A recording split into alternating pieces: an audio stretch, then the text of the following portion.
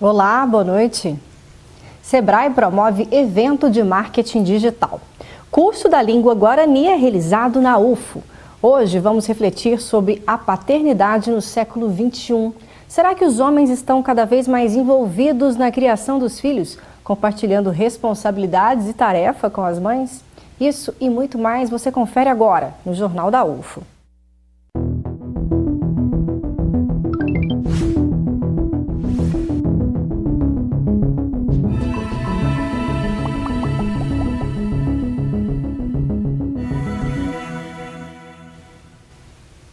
Para quem se interessa em marketing digital, o Sebrae de Uberlândia oferece um momento muito bacana com direito a pessoas influentes na área em um evento. Veja como participar. Olá para você que acompanha o Jornal da UFO. Na semana que vem vai acontecer um evento de marketing digital e para as pessoas que gostam dessa área devem ficar atentas com esse recado que a gente vai dar agora, mas eu vou falar com a Camila Alves, que é assistente do Sebrae e que tem mais informações sobre esse evento. Bom, Camila, o que é esse evento e é a primeira vez que acontece aqui em Uberlândia? Sim. Esse evento é o Reload, maior evento de marketing digital do Triângulo Mineiro. Esse evento é a primeira vez que está acontecendo aqui em Uberlândia, mas no estado ele é o terceiro ano, né, que a gente está trazendo esse conteúdo de marketing digital. Em Belo Horizonte ele aconteceu esse ano, é a terceira edição, né, e agora a gente está trazendo para as outras cidades do estado. E Uberlândia foi contemplada com esse evento. Esse evento é o maior evento de marketing digital que a gente está trazendo para cá. E você pode contar para a gente qual é a programação do evento? O evento ele acontecerá no dia 13, né, na Casa Garcia, a partir das 12h30. A nossa programação está bem robusta, né? Então a gente tem Facebook, como eu já disse, a gente tem Facebook, Instagram, e a gente tem a influenciadora digital, que é a Bela Falcone, que vai estar contribuindo aí com a parte de influência digital, né? Como isso influencia nos mundos dos negócios. Então a gente está com uma programação bem bacana. Não só isso, a gente tem dois espaços, espaço conexão e um espaço de hands-on, que é onde a gente vai colocar um pouquinho a mão na massa, a gente poder ter um relacionamento mais estreito aí com o palestrante, para que ele possa tirar algumas dúvidas mais, como se diz, como que eu posso utilizar essa ferramenta de uma forma mais assertiva para o meu negócio. Certo, e quem quiser participar, o que deve fazer? Tem local de inscrição? Sim, o local de inscrição vai ficar no www.inovaçãosebrae.com.br/reload. Lá vocês conseguem clicar na cidade, que é Uberlândia, e conseguir fazer a inscrição por lá. Nesta semana aconteceu na UFO a segunda edição do curso de Guarani, realizado pelo Museu do Índio. Confira mais detalhes na reportagem. Vamos aprender Guarani? Esta é a proposta da segunda edição do curso promovido pelo Museu do Índio da UFO. O evento aberto teve aulas ministradas pelo professor Alberto Tupã, que veio do Rio de Janeiro.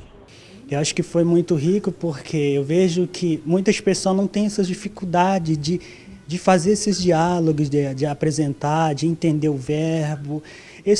Tudo começa como se fosse outra língua mesmo, por exemplo, a língua inglesa, o pessoal começa por básico, então eu pensei nisso, quando eu vejo as pessoas participando do curso, eu pensei assim, não, eu tenho que fazer as pessoas de entender, de ser criança de novo.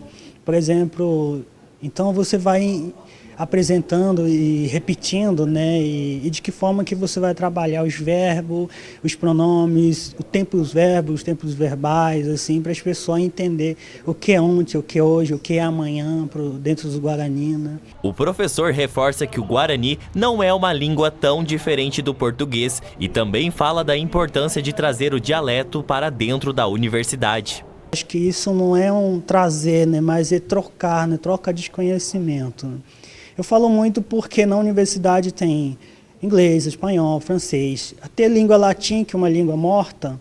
Então, por que não o Guarani, por exemplo, entre a região sul-sudeste do Brasil? O Guarani domina, assim, entre litoral sul-sudeste do Brasil.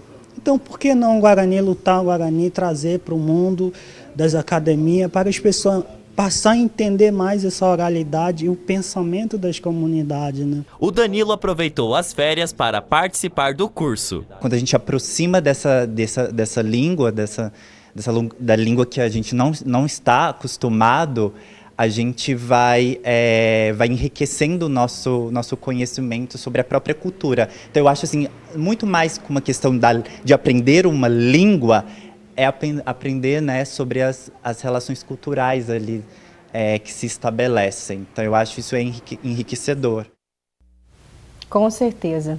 Bom, neste domingo é comemorado o Dia dos Pais e o JU de hoje faz uma reflexão sobre a paternidade na sociedade contemporânea.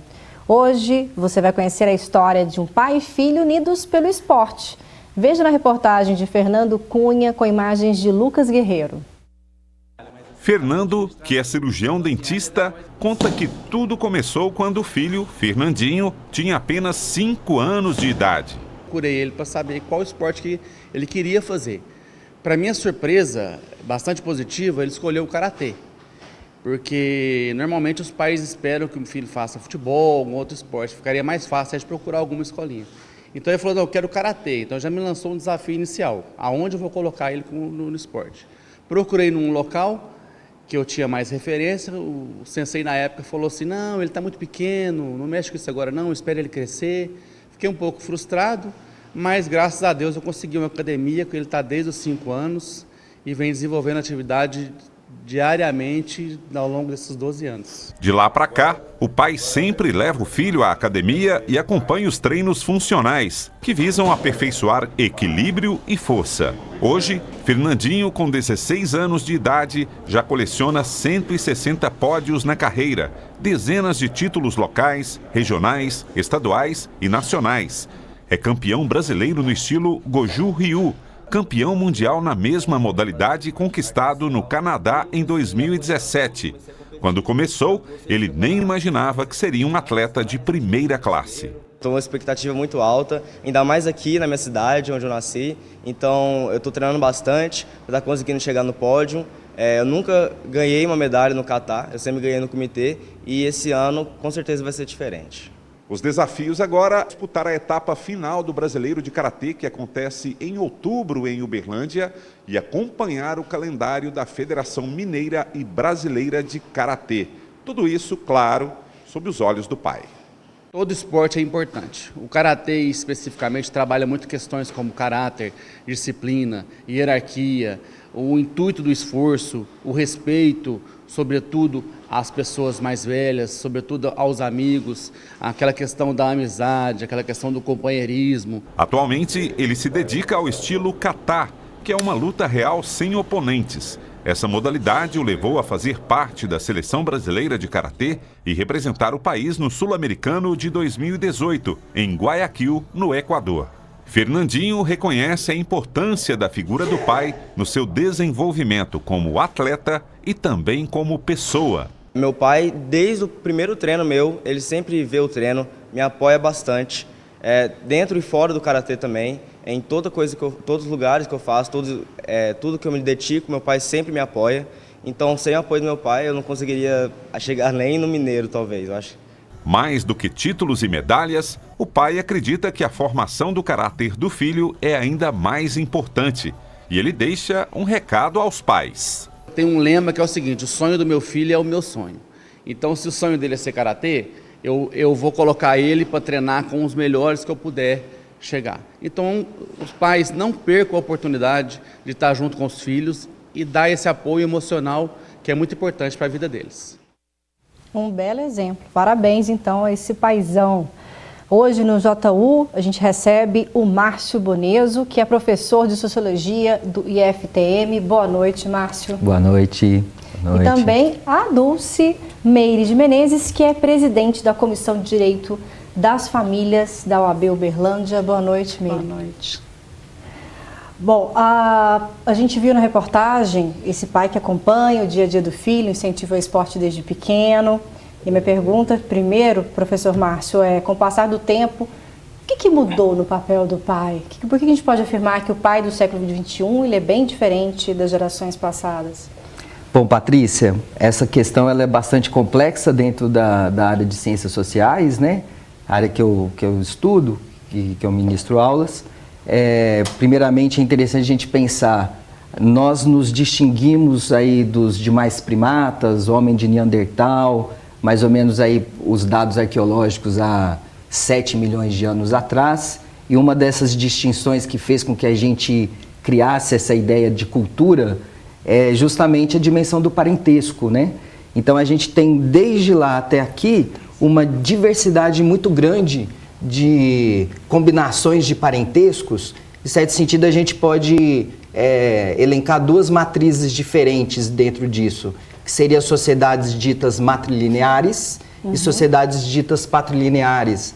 Sociedades ditas matrilineares, elas têm como aspecto principal um parentesco ligado ao que a gente conhece como a mãe biológica, mas isso não significa a ausência do pai. Geralmente o pai era o irmão dessa mãe, né? o irmão materno, ou então o tio-avô, o irmão da mãe da mãe. Então a gente começa a ter uma série de configurações no mundo que vai criando essa grande diversidade de papéis do que é o pai e do que é a mãe. E junto a isso a gente tem ali no século XV, na Europa, meio que a criação de uma padronização que ela é bem interessante da gente discutir. A família medieval europeia, ela tinha muito o seguinte esquema: eu pego meu filho e vou dar ele para um mestre de ofício, e esse mestre de ofício ele vai ensinar os aspectos morais, tanto do trabalho quanto da vida privada. Era terceirizado, né, essa função. Em certo sentido, sim. E aí a gente tem mais ou menos isso no século XIII ao século XV, e a partir do século XV a gente tem uma mudança significativa, que seria a produção escolar. A escola vai aproximar mais o filho dos seus pais biológicos, e com isso você começa a ter algumas configurações que vai se consolidar nisso que a gente chama de uma família moderna, só apenas no século XIX, no final do século XIX. Olha que interessante, a gente pensa que essa configuração mãe, pai, filho, filha, cachorro e gato, ela sempre ocorreu, mas na verdade ela tem 100 e poucos anos atrás. É muito recente. É muito recente. E aí só 2 dados históricos interessantes para complementar isso. Um deles seria a configuração da ama de leite, né? Muitas crianças nessa transição do século XV até o século XIX, os meninos já nenéns, eles saíam da sua família nuclear por causa da ama de leite. Geralmente essas amas de leite, elas viviam no meio rural. E aí, no final do século XIX, você começa a ter uma urbanização dessas amas de leite, e junto com isso, um processo de asepsia e de higienização do leite animal, que vai aí sim configurar esse neném novamente para o seio familiar, e com toda essa dimensão sentimentalista que a gente tem em relação à paternidade e também à maternidade, né? Que aula, né? Tivemos uma aula agora de Sociologia e História com o professor Márcio. Adorei saber dessa retrospectiva, né, que você fez na questão da família e onde entraria a paternidade nisso tudo.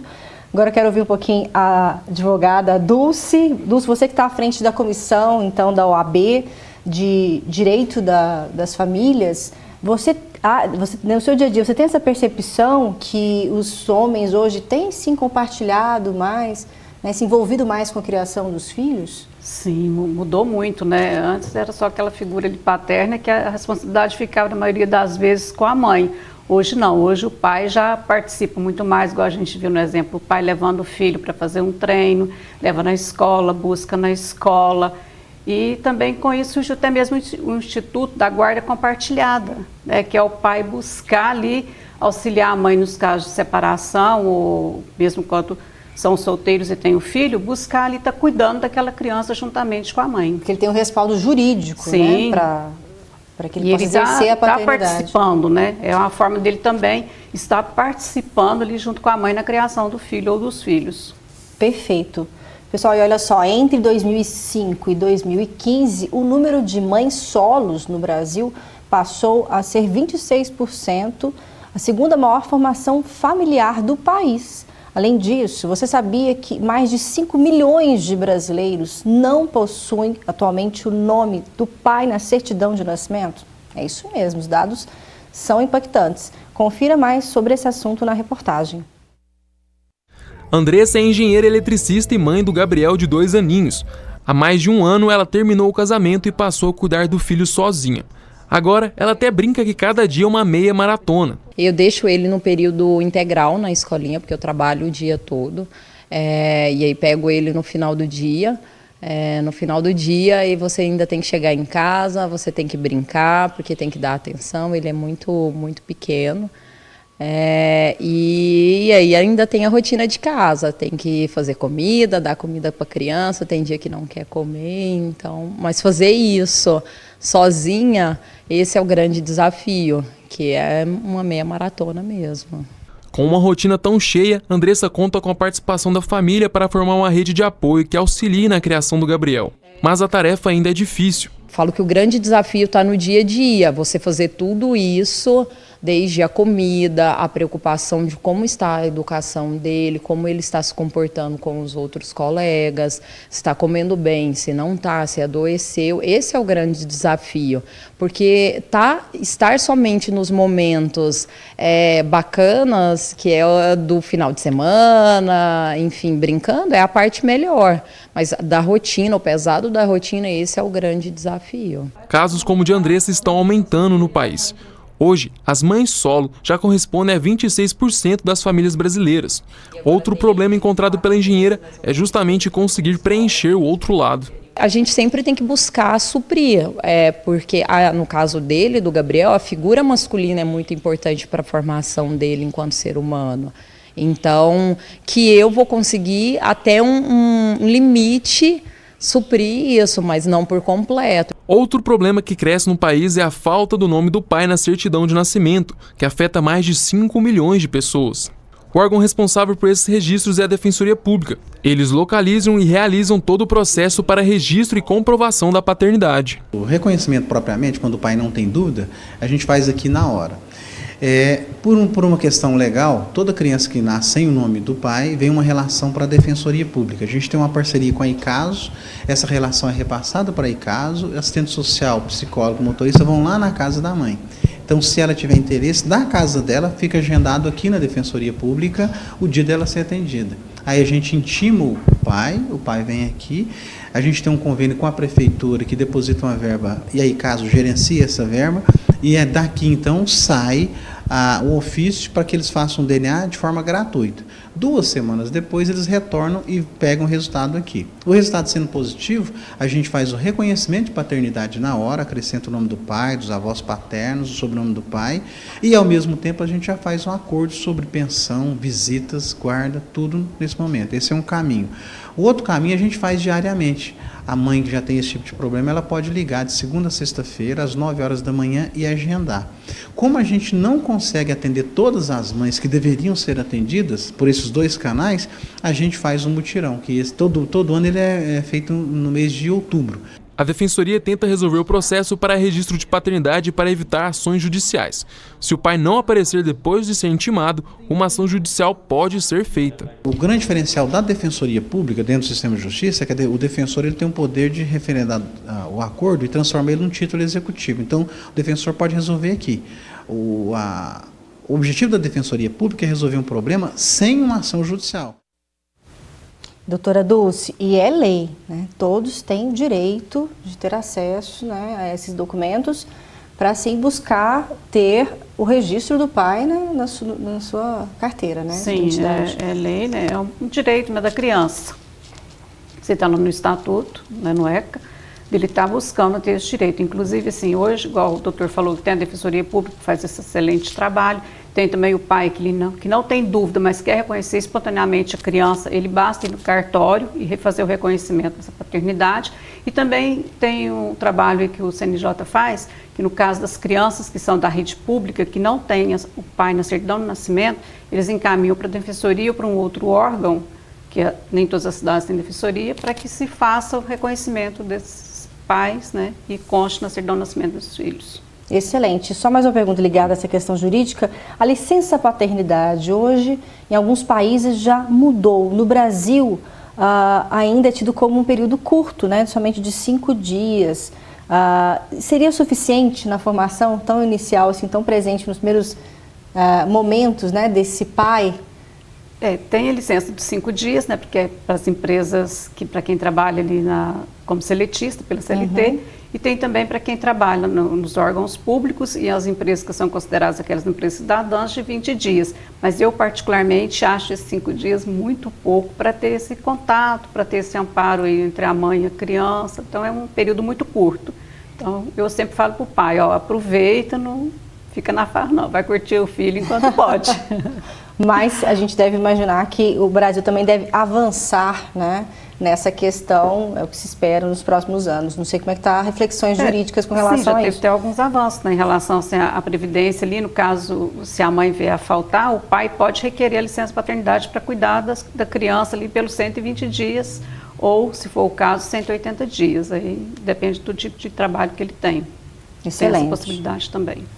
Professor Márcio, então, voltando a falar então sobre esse papel do pai, né, essa figura masculina no século XXI, na sua percepção, que homem é esse que hoje é pai? Então, eu acho muito interessante essa pergunta, porque essa pergunta ela remete muito ao movimento feminista, né? A gente tem aí, a partir da década de 70 e adentrando aí ao século XXI, um movimento feminista que visa, em alguns momentos, desconstruir esse papel de gênero que foi tradicional ao longo do século XX. O homem é o provedor da família, trabalha no ambiente público, a mulher cuida do filho e do ambiente privado, né? Então, com essa desconstrução que vocês, mulheres, fizeram, ficou meio que embaralhado essa dimensão dos papéis de gênero. Então, acaba que alguns elementos que antigamente era reportado ao pai, agora muito bem a mãe pode fazer. Então, dependendo da configuração da família nuclear, a gente tem o quê? A mãe que trabalha fora de casa e o pai que acaba cuidando do filho. E além disso, também todas essas questões aí de direitos, de sexualidade, onde também houve o rompimento dessa dimensão da monogamia heteronormativa, né? Então, a gente tem aí movimentos de homoafetividade, onde você tem duas figuras mulheres que podem cuidar do filho, ou duas figuras de homens que podem cuidar do filho. Então, há uma diversidade muito grande de configurações para se pensar essa dimensão da paternidade como um padrãozinho único, né? Como é muito remetido aí à ideia de uma família tradicional brasileira, né? Na verdade, há vários tipos de família brasileira, né? E mundial. Com certeza. Bom, agora é hora de você saber como fica o tempo neste fim de semana. Confira a previsão para Uberlândia e algumas cidades aqui de Minas.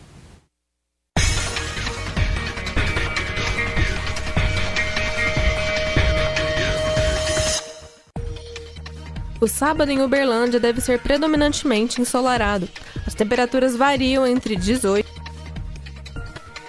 Em Ituiutaba também deve fazer sol. Por lá, as temperaturas variam entre 17 e 33 graus. Já na cidade de Patos de Minas, a temperatura mínima fica em 18 graus e a máxima em 28. Sol com algumas nuvens no céu de Monte Carmelo. Os termômetros podem marcar mínima de 16 e máxima de 28 graus. Em Prata, o sábado também fica ensolarado. A mínima é de 18 graus e a máxima de 31. Hoje é dia de agenda cultural e a cidade está repleta de atrações. Confira as dicas que a Ana Luísa Costa separou para você.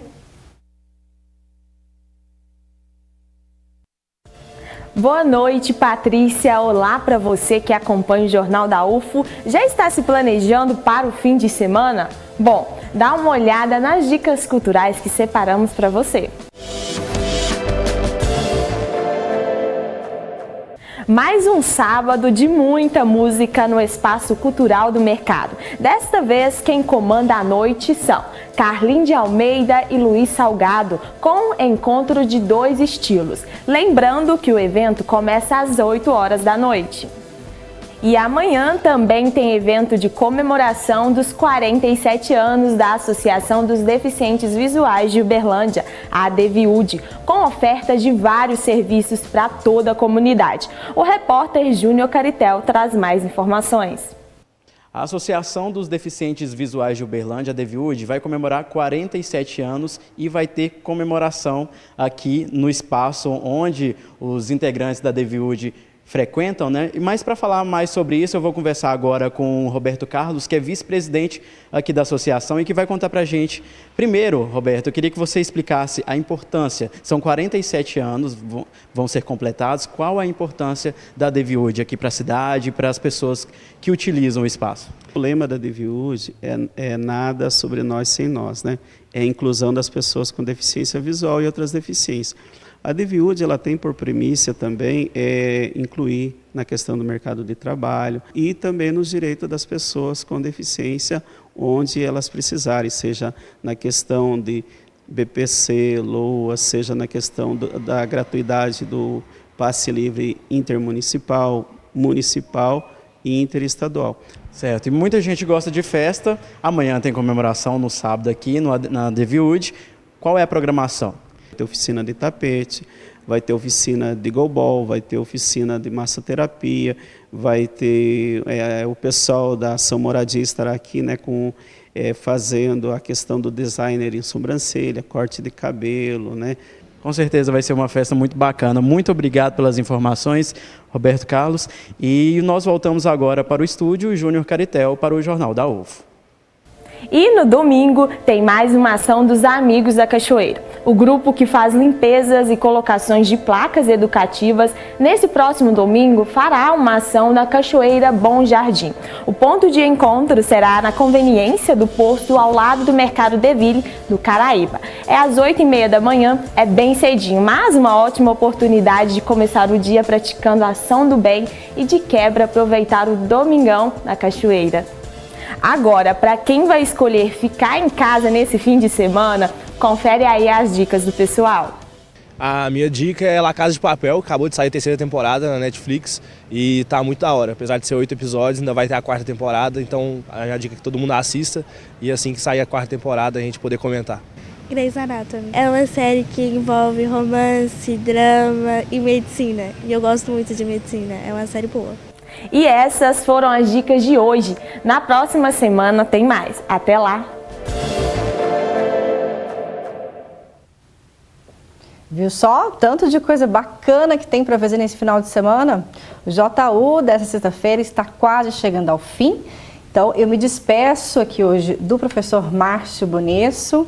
Muito obrigada, viu, pelas suas contribuições hoje, pela aula aqui histórica que a gente teve sobre a paternidade, a história da paternidade. Também Dulce Meire, muito obrigada, viu, doutora Dulce, por estar aqui com a gente hoje, trazer tantas informações também.